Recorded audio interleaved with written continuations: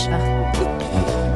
La musique du distrait, ça c'est votre première composition pour un film réalisé par Pierre Richard en 1970. Est-ce que à votre concert, à vos concerts, parce qu'il y en a deux, Vladimir Cosma, est-ce qu'il y aura des invités ? Est-ce que vous avez l'habitude de faire venir des invités spéciaux sur vos concerts? Écoutez, moi je n'invite pas les gens eux qui viennent. Ils viennent si ça leur plaît, si ça leur dit, mais c'est pas moi qui suis à la pêche de les inviter. Ils vont venir. Il va y avoir des personnalités. Mais sûrement.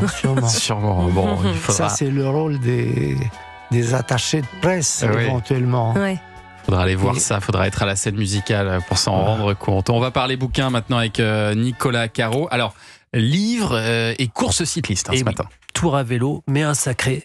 Ça s'appelle de l'ultracyclisme. J'avais jamais entendu parler de ça. Qu'est-ce que c'est ? Le roman s'appelle Le Grand Horizon, signé Lola Nicole. C'est chez Phébus et c'est l'histoire de Vincent qui a toujours aimé le vélo depuis qu'il était gamin avec son petit vélo, etc. Puis à 15-16 ans, il va de Lyon à Dijon avec son copain Aurélien. C'est déjà un joli tour à vélo comme ça. Puis ensuite, il fait ses études et tout ça. Et puis il arrête ses études parce qu'il veut faire du vélo, donc il devient livreur. Donc ses parents sont moyennement contents, mais lui il est content parce qu'il est payé à faire du vélo.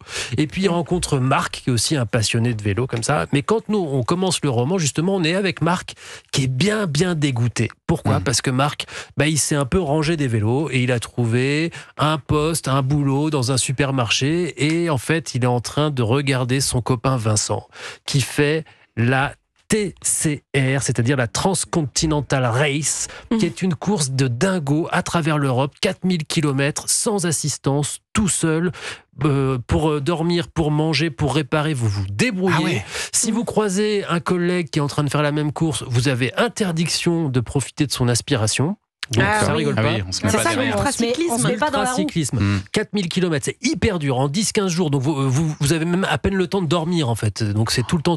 Horreur. Très peu en fait. Il y en a beaucoup qui abandonnent. Si on vous voit pas bouger sur le GPS pendant 2 jours, c'est considéré comme un abandon. Et en matière de GPS, aujourd'hui, c'est une vraie course. C'est un roman, mais c'est basé sur une vraie course.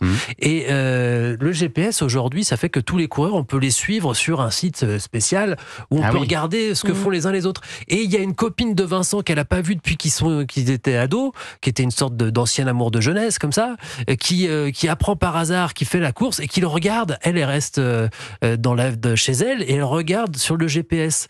Et donc, on a le point de vue de Pauline, cette copine, qui regarde et quand il s'arrête, elle se demande ce qu'il fait. Quand il y a 2 points GPS à côté de lui, elle se demande ce qui se passe. Et nous, en plus, on a le point de vue de Vincent, qui par exemple rencontre un type très méchant avec qui il a un accident de vélo, ils ont failli se foutre sur la gueule et tout ça, et après il rencontre un autre type qui est plutôt sympa, il y a plein de rencontres, on le suit, on est fatigué avec lui, on assiste aussi à sa douleur, parce qu'on se rend pas compte, moi je savais pas, je fais pas de vélo, il y a des douleurs incroyablement c'est terrible, c'est le pire. Ça fait mal aux fesses, exactement, et il y a beaucoup qui abandonnent à cause de ça.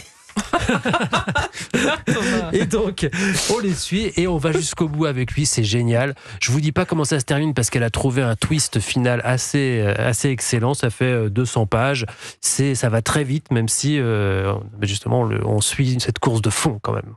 Le grand horizon de Lola Nicole, c'est donc aux éditions Phébus. Merci de cette bonne idée lecture de Nicolas Caro. Vous êtes allé visiter, Nicolas, il me semble, il y a quelques années, la bibliothèque de Vladimir Cosma. La bibliothèque de Vladimir Cosma, il s'en souvient très bien. Vous vous souvenez de ce qu'il y a dans sa bibliothèque ? Je sais que c'était juste après le confinement parce que j'ai une photo avec Vladimir Cosma chez lui devant sa bibliothèque masquée. Et donc on a parlé de ses livres, mais on est assez vite parti dans sa bibliothèque de partitions parce qu'il a un classement de toutes ses partitions, de tous ses films.